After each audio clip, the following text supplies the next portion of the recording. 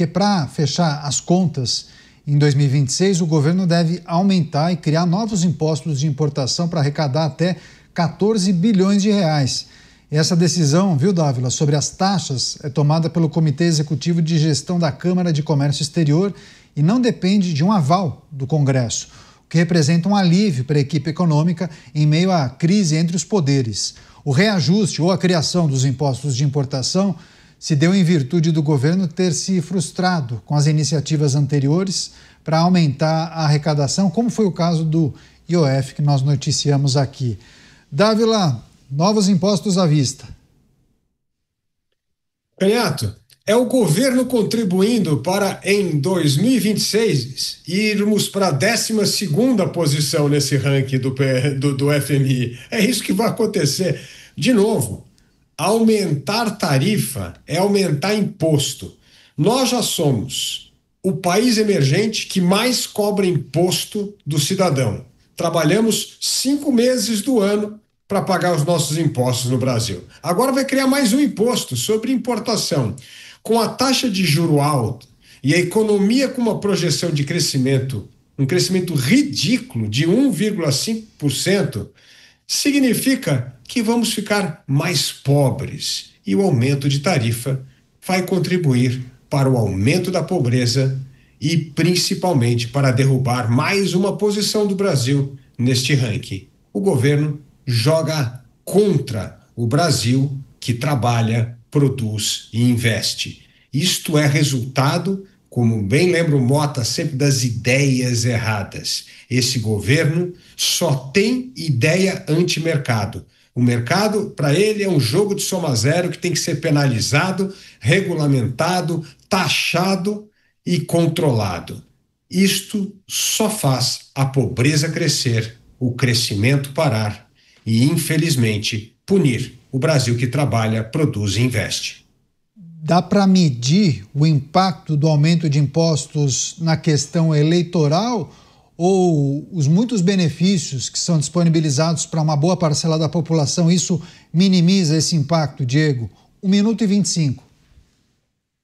Olha, Canhato, isso só o futuro dirá. É claro que o governo Lula, os governos petistas em geral, têm isso no DNA. Vamos alimentar os mais pobres de benefícios enquanto eles não percebem que estão pagando mais caro em tudo. É exatamente o que acontece quando nós aumentamos impostos como o IOF, como o imposto de importação. Há um encarecimento geral no mercado que muitas vezes a pessoa mais pobre principalmente não sente isso, mas como disse o Dávila, com esse tipo de medida, acaba ficando mais pobre. Eu só me pergunto por que ninguém dentro do governo olha da porta para dentro da máquina pública e tenta identificar pelo menos alguns espaços que podem ser cortados, algumas empresas estatais deficitárias que podem ser privatizadas. Isso também resolveria, de certa forma, o problema da arrecadação. É incrível como esse governo, sempre que se depara com esse problema do déficit orçamentário, só olha para a arrecadação, só olha em como ele pode pesar um pouco mais a máquina estatal sobre os ombros do setor produtivo.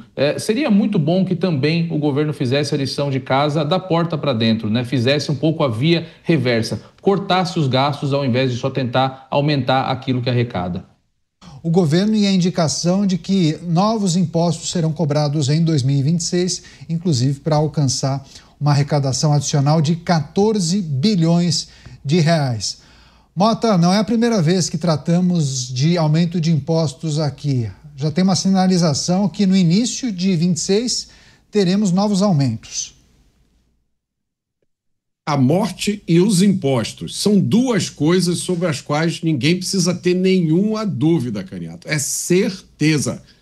Imposto não precisa de nenhuma justificativa. Às vezes a gente vê especialistas em tributos dando explicações elaboradas. Olha, a verdade é que o governo cria o imposto que ele quiser, usando a desculpa que ele quiser.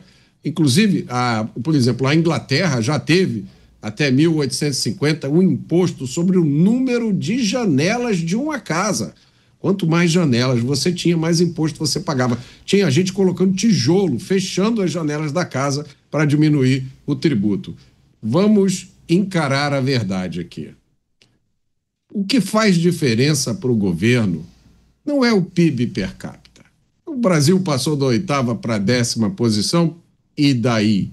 O que importa para o governo é a fatia do PIB que cabe àqueles que estão dentro do Estado brasileiro.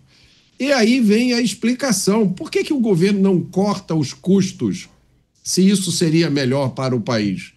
Companheiro, porque o governo se beneficia desses custos, compreende?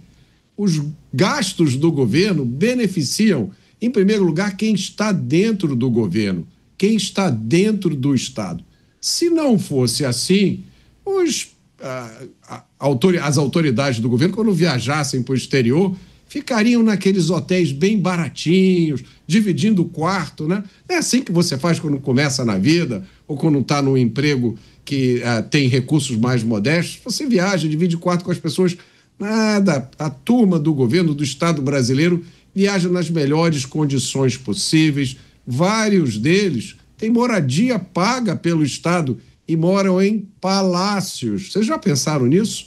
Então, não existe nenhuma vantagem para o governo em reduzir gastos, porque a maioria das pessoas não tem informação suficiente para fazer a conexão que existe entre gastos de governo e inflação.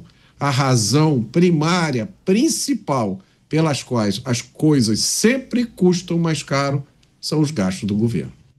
Pois é, o Diego falou há pouco, né, Dávila, que o governo olharia pouco, ou tentaria resolver, não faz esse movimento de tentar resolver dentro de casa, né, da porta para dentro, que essa é uma cobrança que a gente acompanhou ao longo dos últimos meses. Por que o governo não se mexeu para cortar gastos, né, cortar na própria carne? Haveria uma porção de ações que poderiam ser tomadas para diminuir uma máquina que é tão custosa, mas a indicação é de que haveria um déficit, a necessidade de incremento de 14 bilhões de reais e, para isso, aumento de impostos estão sendo contabilizados já para 2026. E aí, por que não cortar da própria carne? Caniato, este é um governo de um partido cujo slogan é gasto é vida. Quem acha que gasto é vida não tem a menor chance de reduzir despesa pública.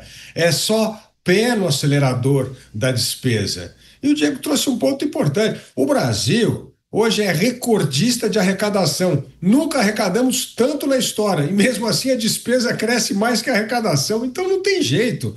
É um governo que jamais vai cortar custo. Aliás, o desastre fiscal de hoje, que causa o Brasil ter a taxa de juro real mais alta do mundo, é fruto dessa gastança.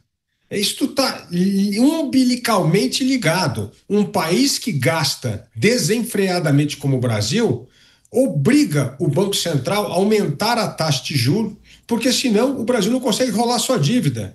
E hoje nós vamos consumir mais de 2 trilhões do nosso orçamento de reais para pagar as despesas financeiras dessa irresponsabilidade fiscal. E aí vem o meu segundo ponto, que tem a ver com o que o Mota falou. Quando o Estado é rico e é recordista de arrecadação, o que acontece? O povo fica mais pobre.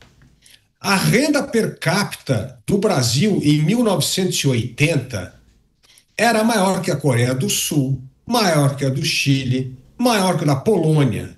Hoje, como é que é? A renda per capita do Brasil, a do Chile, é 2 vezes maior que a nossa. E da Coreia é 3 vezes maior que a nossa.